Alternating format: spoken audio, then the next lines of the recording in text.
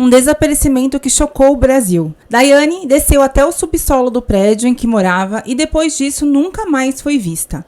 A polícia fez um trabalho incrível de investigação e neste vídeo vou te contar o que realmente aconteceu com Daiane Alves. Oi gente, meu nome é Vanessa Mariano e no Histórias Impressionantes de hoje vamos conhecer o caso de Daiane Alves Souza. No dia 17 de janeiro de 2026, o Brasil inteiro ficou sabendo do desaparecimento da Daiane. Ela havia desaparecido no dia 17 de dezembro de 2025. Então, quando a imprensa e o público em geral ficou sabendo do desaparecimento da Daiane, ela já estava desaparecida há cerca de um mês. Quando o caso veio à tona, não se sabia o que tinha acontecido com a Daiane, mas as investigações já estavam a todo vapor e o desfecho dessa história é impressionante. Mas vamos começar do princípio. Daiane Alves Souza, de 43 anos, tinha uma filha de 17 anos. E segundo a sua mãe, Nilce Alves, Daiane era uma mulher muito guerreira, decidida e com muita coragem. Daiane se mudou de Uberlândia, no Triângulo Mineiro, e passou a viver em Caldas Novas, no estado de Goiás. A família da Daiane tinha 6 apartamentos num conjunto de prédios na cidade de Caldas Novas e a Daiane se mudou para essa cidade para poder estar administrando o aluguel desses apartamentos. Então ela iria morar em um dos apartamentos e iria administrar os aluguéis dos demais. A história desses apartamentos também é muito interessante e tem a ver com o algoz desse nosso caso. A construção desses apartamentos estava parada já havia cerca de 10 anos, porque a construtora ela havia falido, então as obras estavam paralisadas. Anos depois desses prédios estarem lá parados, sem terminar, os proprietários de alguns apartamentos decidiram se juntar e formar uma associação, e foi graças a essa associação que os apartamentos foram terminados e foram entregues em 2024. Mas sabe quem era o presidente dessa associação? Sim, era o Kleber. E após os apartamentos ficarem prontos, o Kleber se tornou o síndico do prédio. E quem era esse tal síndico chamado Kleber? Kleber Rosa de Oliveira tem 49 anos, ele é pai de Michael Douglas de Oliveira. Antes de ser síndico, Kleber trabalhou como professor do ensino fundamental. O síndico também foi professor da primeira e única turma do curso de porteiro e vigia no Instituto Tecnológico de Goiás. Além de ter trabalhado como professor, Kleber também possui um espaço em que aluga para festas. Atualmente, então, ele atuava como síndico e também administrava os aluguéis de apartamentos lá no condomínio em que ele e a Daiane moravam.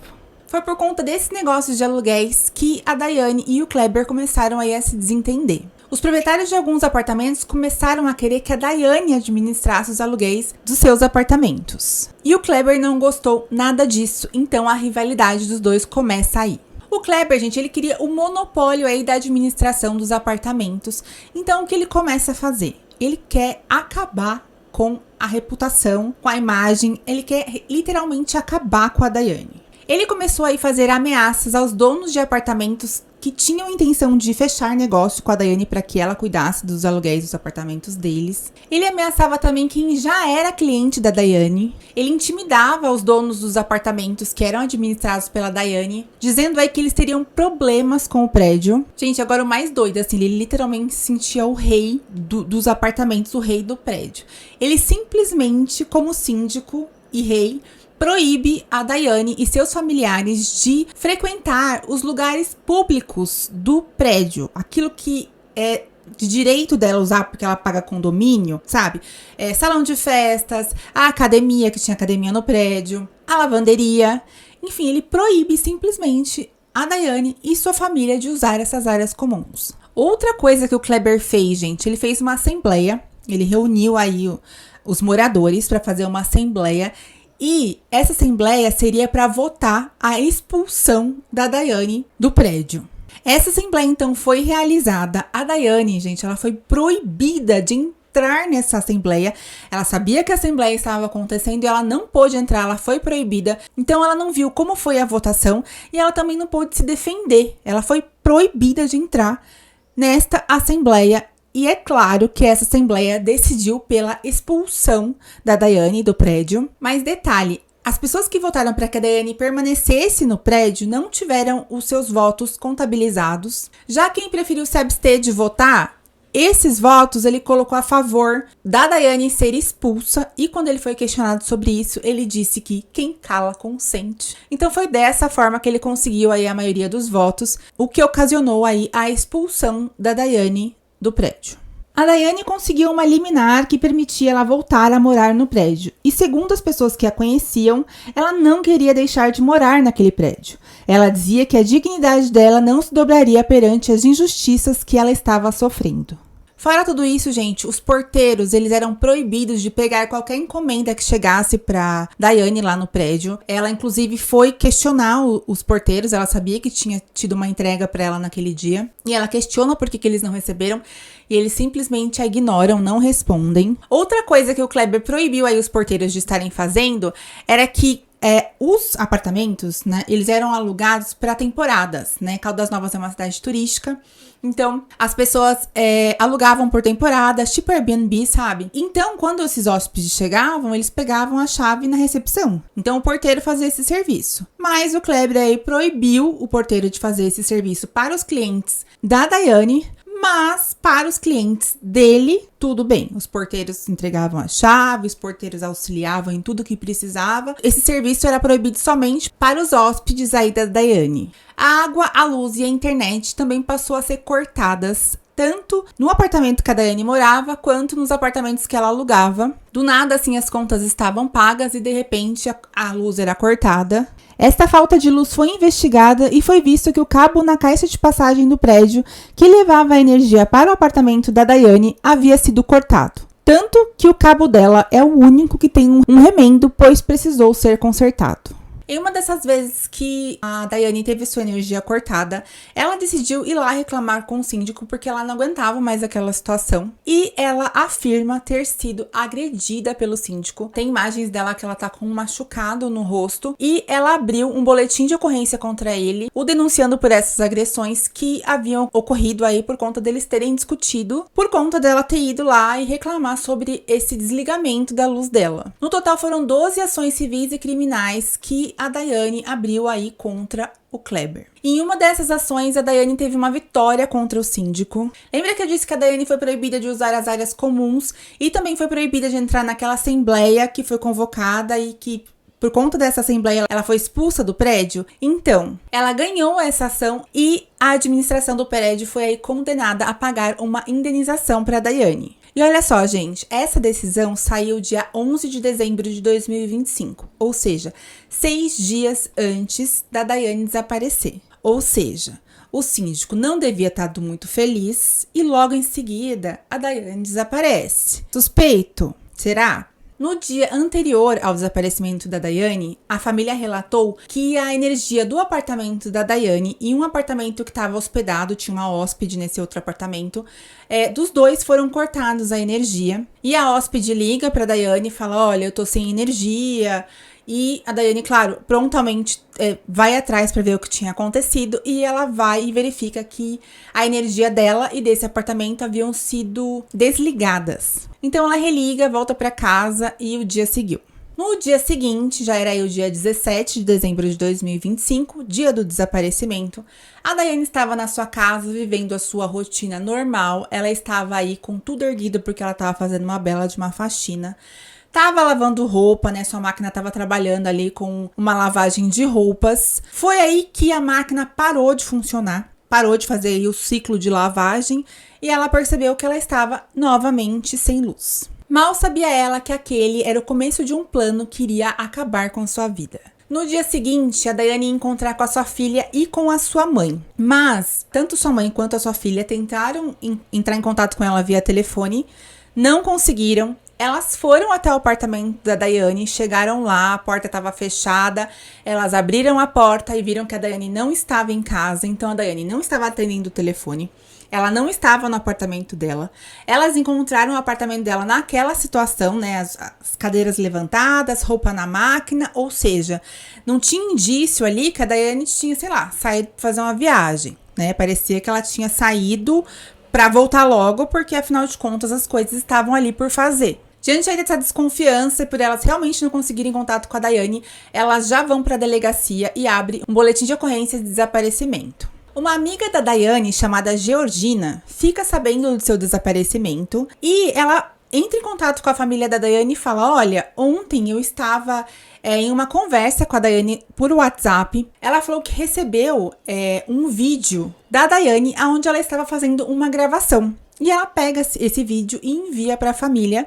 E a família, obviamente, depois de assistir esse vídeo, entrega ele para a polícia. Mas que vídeo era esse? No vídeo, a Daiane sai do apartamento do jeito que ela tava, com roupa de ficar em casa, afinal de contas ela tava fazendo faxina, e ela abre a porta, né, e começa a fazer uma gravação, e ela mostra nessa gravação que no corredor dos apartamentos havia luz, mas somente no apartamento dela não tinha. Então ela registra tudo isso e fala: olha, mais uma vez, só no meu apartamento não tem energia. E ela decide gravar porque ela sempre fazia isso, ela passou a fazer isso, na verdade, a gravar essas situações, porque ela queria juntar provas aí contra o Kleber, porque ela sabia que era ele que estava desligando a luz da casa dela e dos demais apartamentos. A Daiane, então, entra no elevador filmando, ela inclusive encontra um outro morador do prédio e ela fala que ela tá sem luz. Ela continua a filmagem, ela desce na recepção do prédio, porque ela queria ver se tinha alguém ali para ela estar perguntando sobre a luz, mas não tinha ninguém. Nesse momento ela finaliza esse vídeo e envia para a amiga.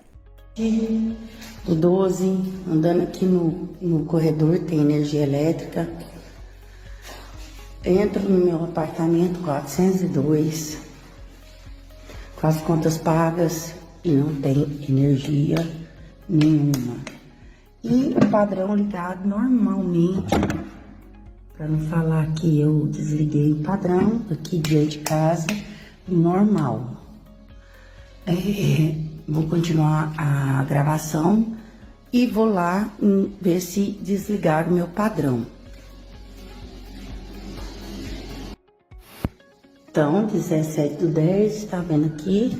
Tudo ligado e aqui sem energia. Vamos lá?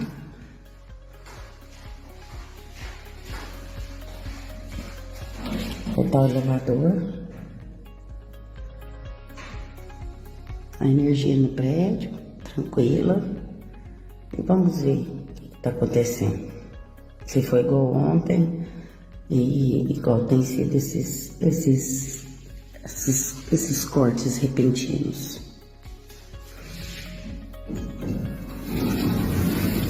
Opa. Tudo bem?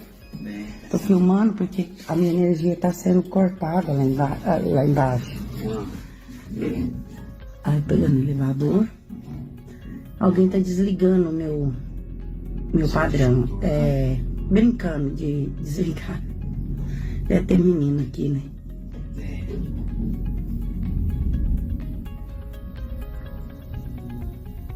Vou na recepção perguntar se a Equatorial veio aqui, porque todas as minhas contas estão pagas. Então não tem motivo da minha energia ter sido rompida.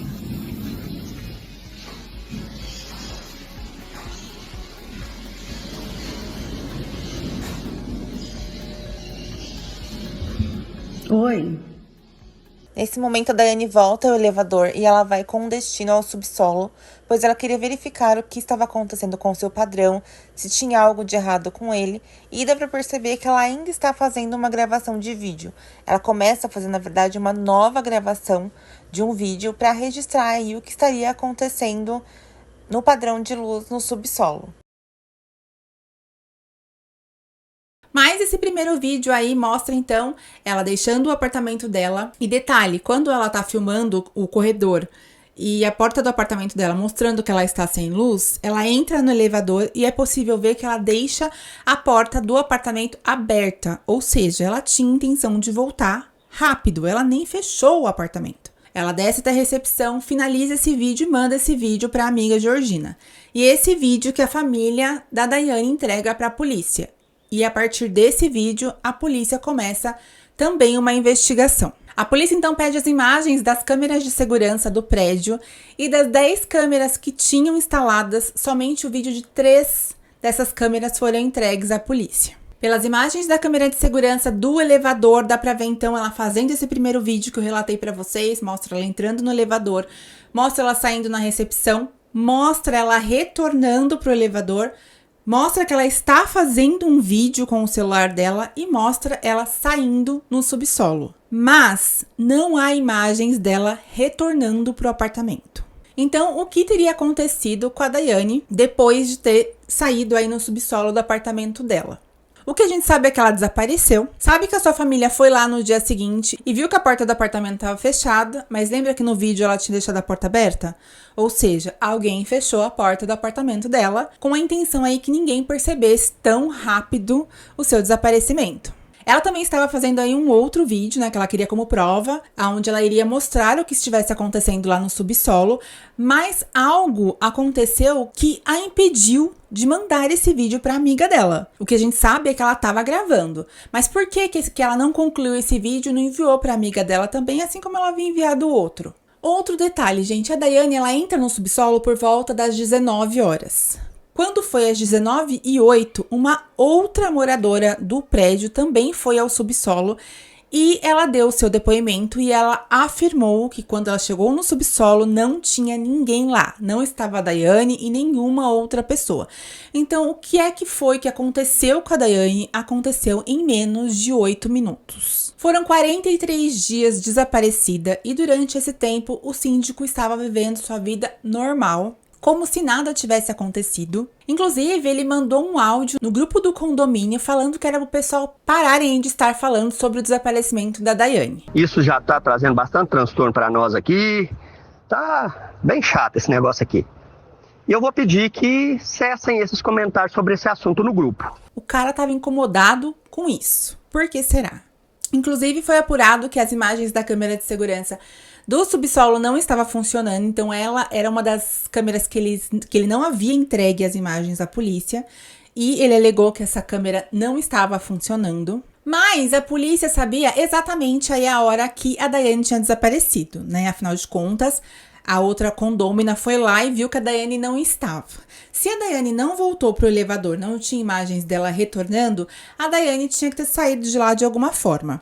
Então, eles começaram a investigar câmeras de segurança na região, ao redor ali do prédio. E nessas imagens, eles veem o carro do síndico deixando o prédio com a capota abaixada e tempos depois ele retornando com a capota aberta. E isso, claro, levantou aí uma red flag para a polícia e eles pensaram, tem coisa errada aí, por que esse homem que tem tanto problema com a desaparecida saiu do prédio com o carro dele com a capota fechada e voltou com a capota aberta? Tinha algo de errado.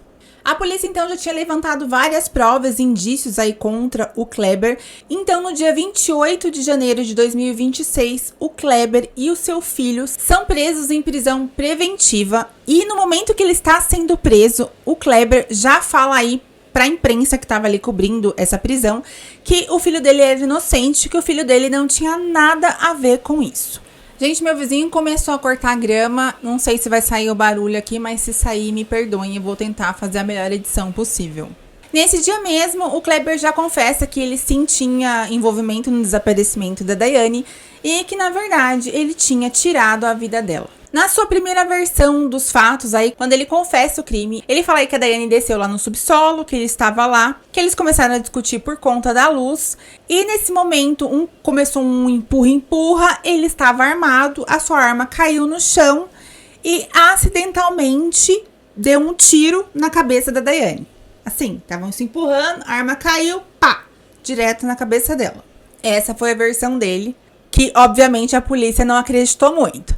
Mas ali continuaram colhendo depoimento e aí ele pega e ele conta aonde ele deixou o corpo da Daiane. Então a polícia pega ele e vai lá pro local aonde ele faz a desova do corpo, o que comprova que realmente foi ele, né? Porque ele sabia onde o corpo estava. O local era em uma área de mata a 15 quilômetros de Caldas Novas e o corpo da Daiane realmente estava lá. Então ela é finalmente encontrada. O Kleber contou também aonde ele havia descartado o celular da Daiane. Ele tinha jogado na tubulação de esgoto que ficava ali no subsolo mesmo do prédio. E a polícia foi até essa tubulação, encontrou, recuperou o celular da Daiane. E foi aí após a recuperação desse celular que a polícia pôde entender o que aconteceu. E essa versão dada aí pelo Kleber pôde ser desmentida. A verdade, gente, é que tudo foi premeditado pelo Kleber. O Kleber, sim, planejou tudo o que ele fez com a Daiane. E como que ele fez? No dia do desaparecimento, ele começou a colocar o seu plano em ação. A primeira coisa que ele faz, ele deixa a sua caminhonete lá no subsolo, num lugar estratégico, já com a capota levantada, pois ele iria precisar para transportar aí o corpo da Daiane. Após isso, para armar aí a emboscada, ele vai e desliga a luz do apartamento da Daiane, pois ele sabia que a Daiane iria descer ao subsolo para ver o que estava acontecendo. E é exatamente isso que acontece. A Daiane, como eu já relatei para vocês, deixa o apartamento e vai em direção ao subsolo. E aí, o vídeo recuperado do celular da Daiane, que é aquele vídeo que nas câmeras de segurança do elevador mostram que ela está fazendo, né? Que ela está saindo do subsolo gravando. Esse vídeo é recuperado, gente. E esse vídeo é muito impressionante. Nesse vídeo a gente vê exatamente o que aconteceu com a Daiane. Bom, cheguei na recepção. A Equatorial não veio cortar, claro que tá pago. Agora eu vou descer lá embaixo para ver se o disjuntor tá desligado. Vou apertar aqui e vou gravar.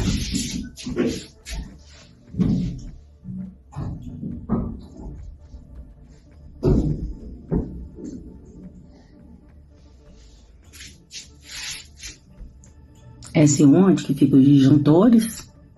Vou atrás do disjuntor do 402 e a gente vai filmar.